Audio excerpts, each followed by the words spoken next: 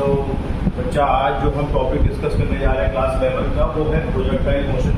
और projectile motion में हम ये देखते हैं कि मोशन इन अ प्लेन में जब कोई बॉडी हमारी मोशन कर रही है स्ट्रेट लाइन के अलावा।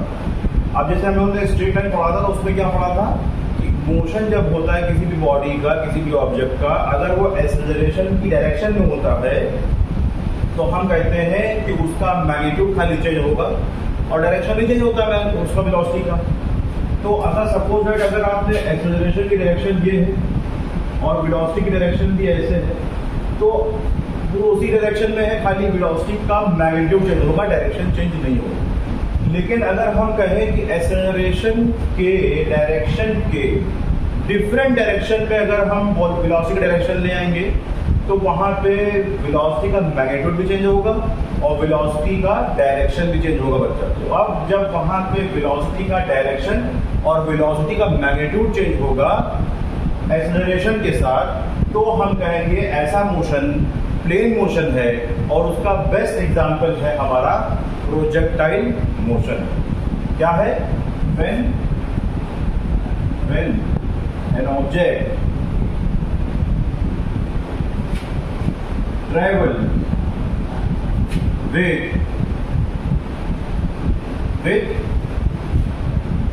an acceleration को मैंने शॉर्ट में लिख दिया है, with an acceleration and in direction of acceleration, then its velocity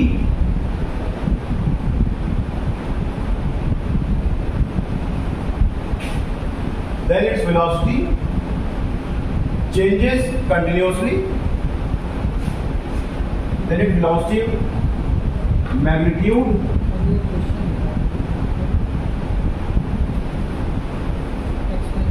या ऐसे कर लें, then its magnitude of velocity and direction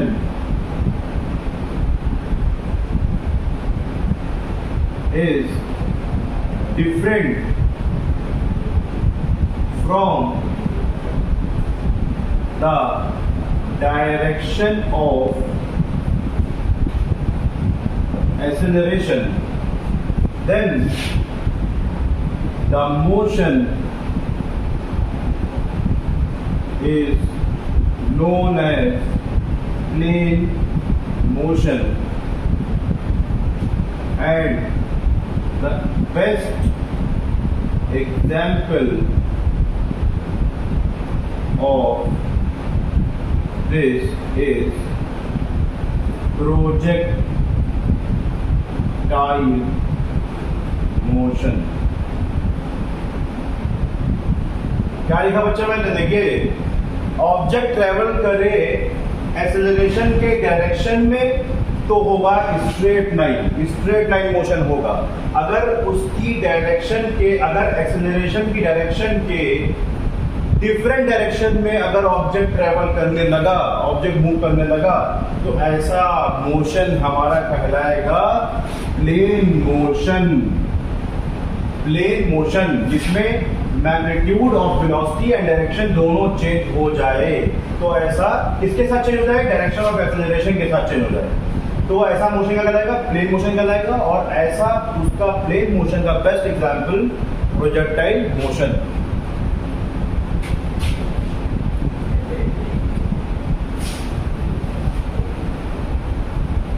अब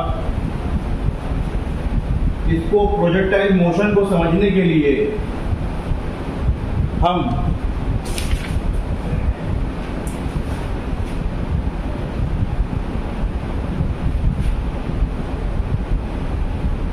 एक ग्राफ बनाएंगे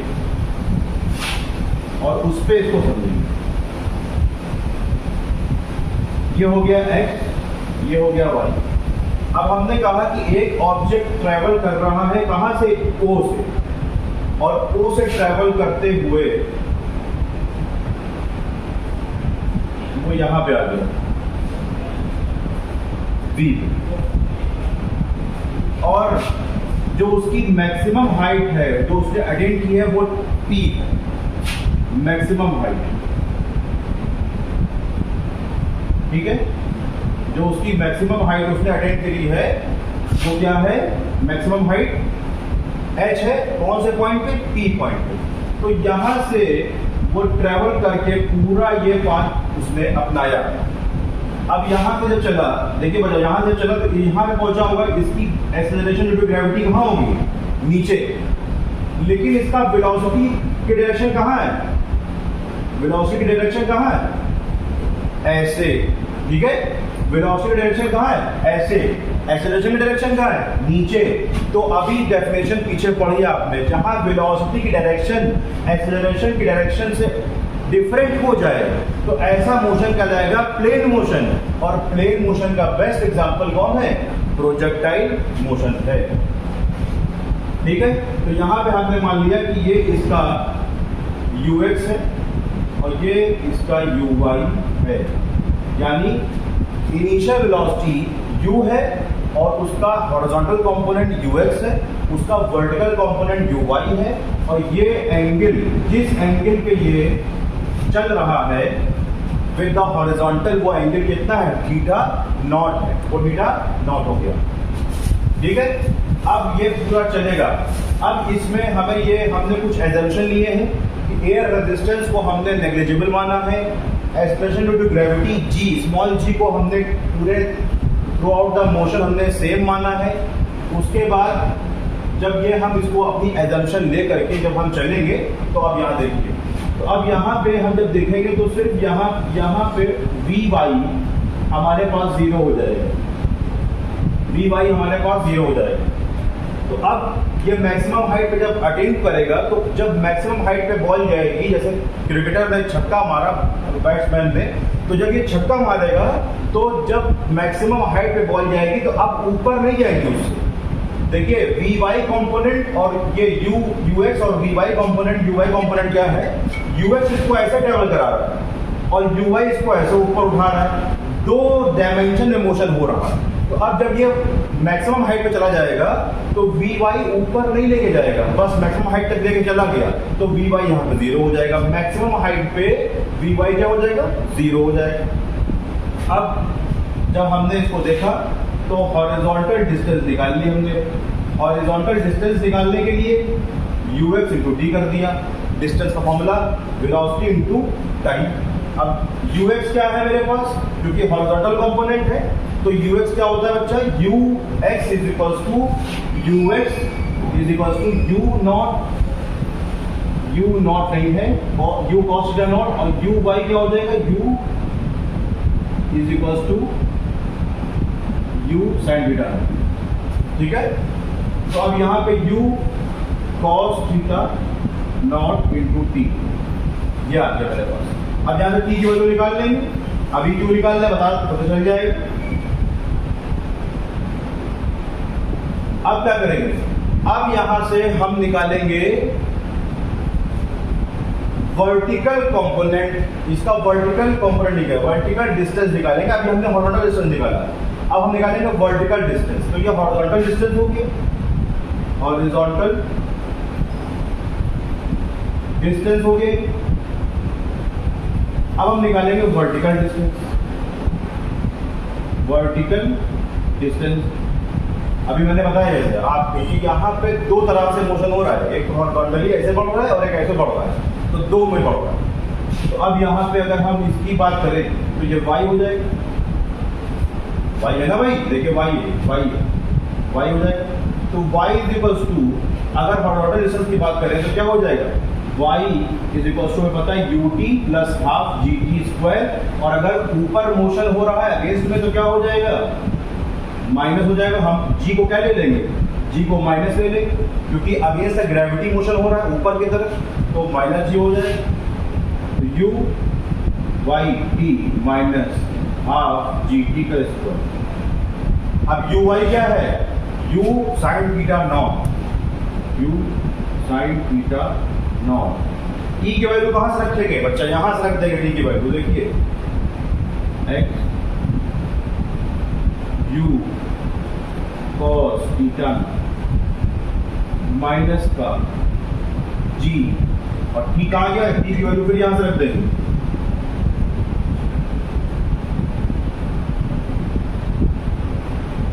स्क्वायर। अब ये जब y में हम इसको देखेंगे तो u से u cancel, x tan theta naught minus का g x square u square cos square theta naught. अब ये मेरी जो इक्वेशन है ये बन के आ गई।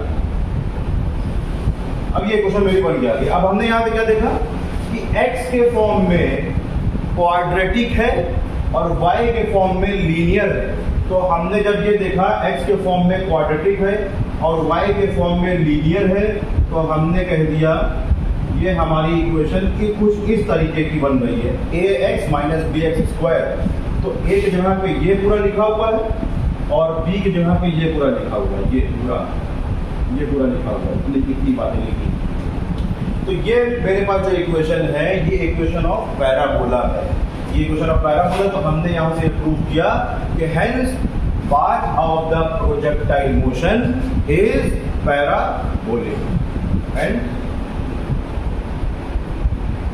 path of projectile motion is parabolic। बात समझ में आ गई? ये हमने डेरिवेशन प्रूव करी और ये डेरिवेशन बहुत इंपॉर्टेंट है। एग्जाम में आपकी डेरिवेशन ये आती है, कुछ नहीं किया मैंने, कुछ भी नहीं। तीन पार्ट में डेरिवेशन को देखिए, आप डिवाइड कर लीजिए। पहला पार्ट हॉरिजॉन्टल डिस्टेंस निकाल लीजिए, ठीक, याद यूएक्सटी यहाँ पे क्या गया, u cos थीटा नॉट। दूसरा पार्ट हमने क्या किया, वर्टिकल डिस्टेंस निकाल लिया। वर्टिकल डिस्टेंस क्योंकि ऊपर की तरफ है तो हमने कह दिया इक्वेशन ऑफ मोशन से y equal ut plus minus half gt square, यहाँ से हमने ये निकाल लिया। u के यहाँ पे निकाल दिया है तो uy, क्यों? क्योंकि वर्टिकल वेलोसिटी कंपोनेंट क्या है मेरा, uy इनिशियल वेलोसिटी कंपोनेंट है, क्योंकि थ्रू आउट द मेरा मोशन में इनिशियल वेलोसिटी हमारी सेम रहती है, ठीक है। और जो फाइनल वेलोसिटी कंपोनेंट है v, वो चेंज होता जाएगा। जैसे यहाँ पे देखा vy यहाँ पे क्या हो गया, 0 हो गया। तो अब uy half gt square, uy की वैल्यू रख दी यहाँ पे u sin थीटा नॉट, ये देखिए t की वैल्यू हमने यहाँ रख दी, t की वैल्यू ये आ गई, ठीक। ये इक्वेशन बना ली। अब हमने इस इक्वेशन को कंपेयर कर लिया, ये तीसरा पॉइंट हो गया, पहला दूसरा तीसरा, बस आखिरी में कंपेयर कर दिया दोनों को। इन दोनों को हमने क्या किया, कंपेयर कर दिया। कंपेयर करने के बाद हमने लिख दिया hence path of the projectile motion is parabolic. इतनी बात है, इसका स्क्रीनशॉट ले लीजिए, ठीक।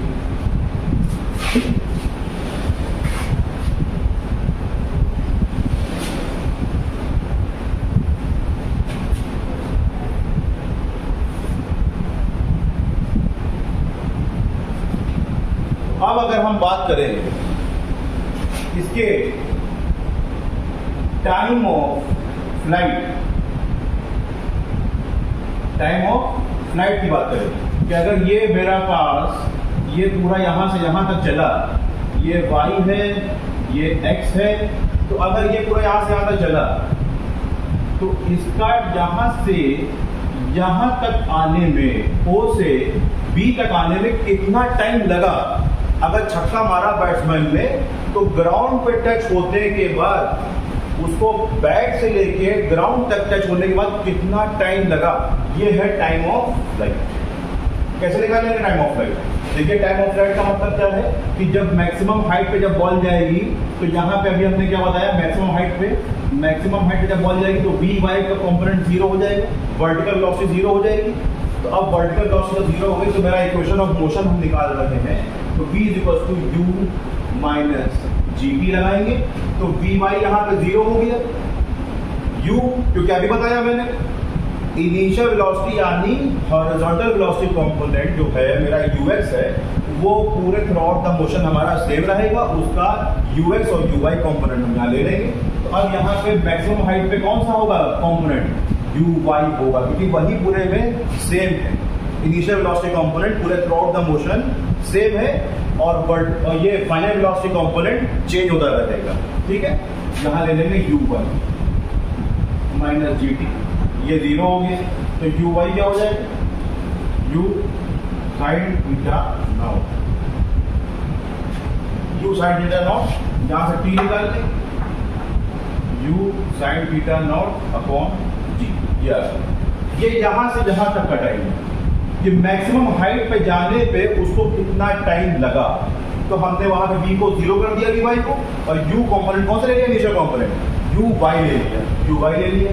अब अगर हमें यहाँ से यहाँ तक का टाइम मिल गया है, तो हमारे लिए कोई मुश्किल नहीं, यहाँ से यहाँ तक का टाइम निकालना, 2 से उसको मल्टीप्लाई कर देंगे, बस t is equals to 2t कर देंगे, 2u sine theta nought upon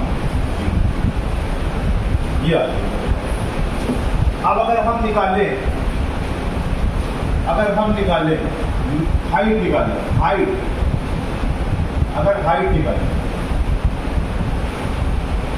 तो कैसे निकालेंगे हाइट निकालने का फॉर्मूला मेरे पास क्या है, h equal to u by T minus half G T का स्क्वायर, ये तो होता है।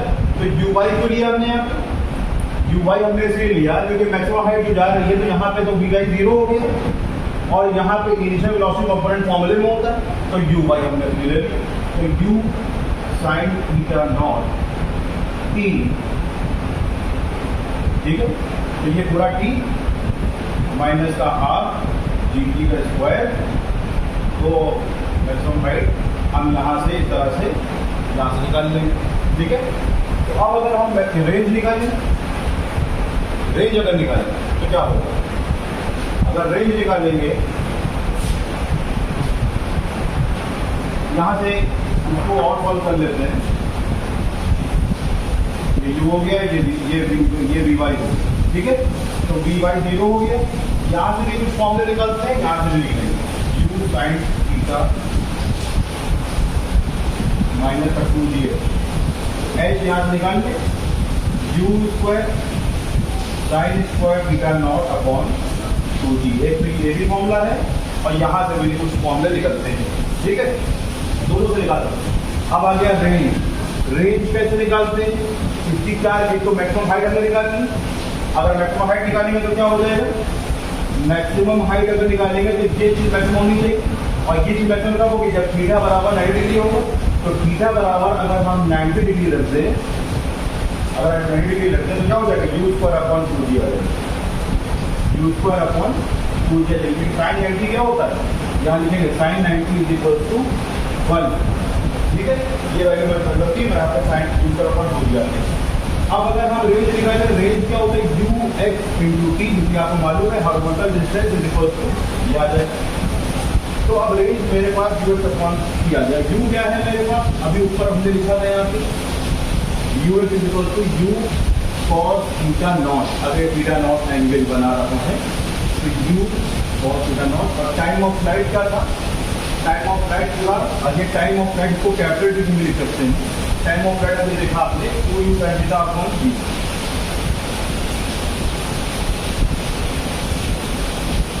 तो 2 यहाँ पे लिखेंगे u square 2 sin theta naught cos theta nought upon g। अब ये देखिए फॉर्मूला बन गया 2 sin थीटा cos थीटा, तो 2 sin थीटा cos थीटा क्या होता है, 2 sin theta naught cos theta not क्या होता है, साइन 2 थीटा नॉट होता है, ठीक है। ये आ गया u square r is equal to u square sine 2 theta nought upon g। अब अगर इसको हमें मैक्सिमम निकालने का करना पड़ेगा, ये अगर मैक्सिमम निकालना तो ये मैक्सिमम होना पड़ेगा, यानी साइन 2 थीटा अगर मैक्सिमम करेंगे तो साइन होता है मैक्सिमम 90 डिग्री पे, तो आप यहाँ पर थीटा बराबर अगर 45 रख दें तो ये मैक्सिमम हो जाएगा। तो थीटा बराबर अगर 45 रखेंगे तो ये मैक्सिमम हो जाएगा, और मैक्सिमम आ जाएगा ये u स्क्वायर अपॉन टी। ये इस तरह से आ गया, ये इस तरह से आ गया। ये बच्चा कंप्लीट आपको वीडियो मैंने बना दिया, इस पे आप देखिए और इसको पढ़िए, अच्छा लगे लाइक करिए, चैनल को सब्सक्राइब करिए और बहुत बहुत शेयर करिए। Thank you.